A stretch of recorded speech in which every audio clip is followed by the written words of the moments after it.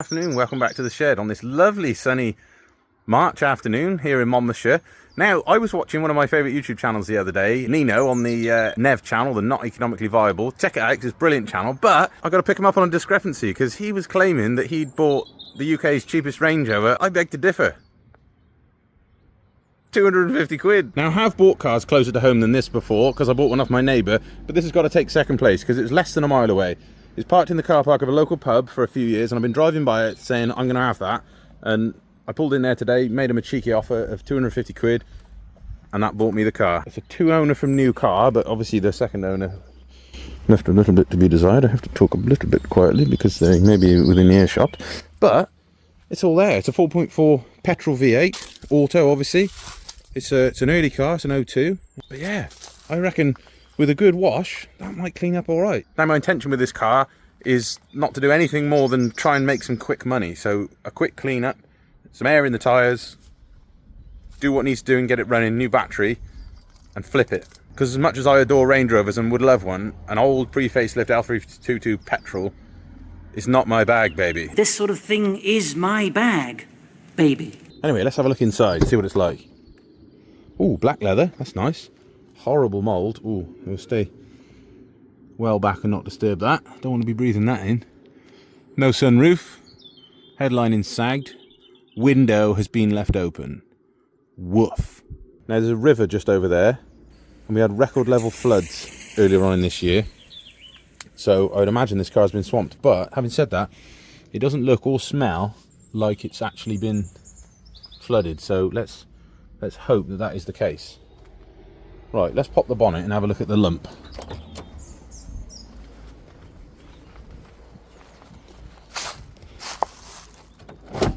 Ooh. Hello there. Ah, classic Range Rover saggy bonnet syndrome.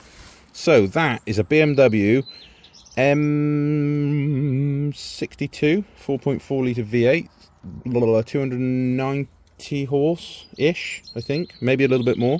130,000 on the clock, so shouldn't be a lot for this if it's been looked after service-wise. Now, where's the battery's just there? Excellent.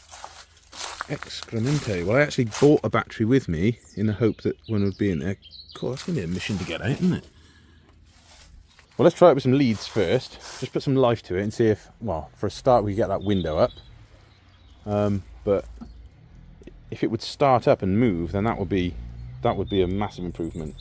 There, I've wedged the bonnet up with a handy bucket. Let's get the battery swapped.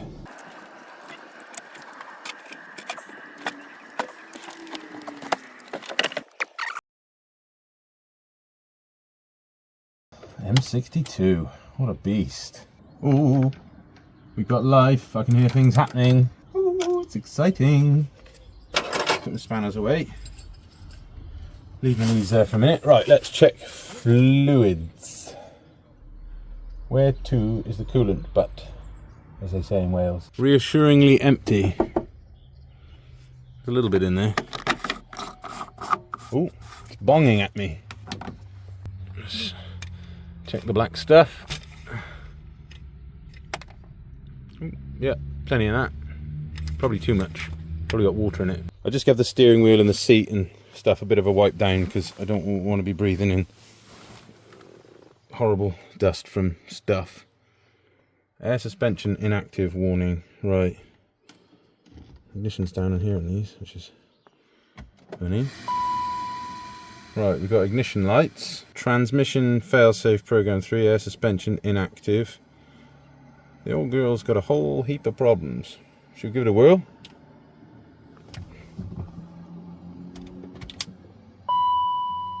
It's in low range apparently. Why is it in low range? And nothing happens when you turn the key. Heated seats work. Only done 126,000. Right, it'll go into neutral, which is the main thing. That's good. For towing purposes or getting onto a trailer. Doesn't have a start button, this, does it? No. Oh, we've got electrical gremlins. Oh yeah. Oh dear, oh dear. She's had water in it, I'd say. Yeah. I'd say it's been flooded. Got lots of electrical problems. Look at it's like a bloody Christmas tree, and the key is in my hand. So this is definitely a disconnect the battery job. Well, that was attempt number 1, a failure. Attempt number 2 came the next day when a friend of mine came down with his Porsche Cayenne and a trailer to try and tow the thing back, and we realised that the ignition lock was stuck on, so the front wheels would not turn at all. So we had to give up again then. So I think we're going to have to bring out the big guns and drag this thing home kicking and screaming. Watch this space.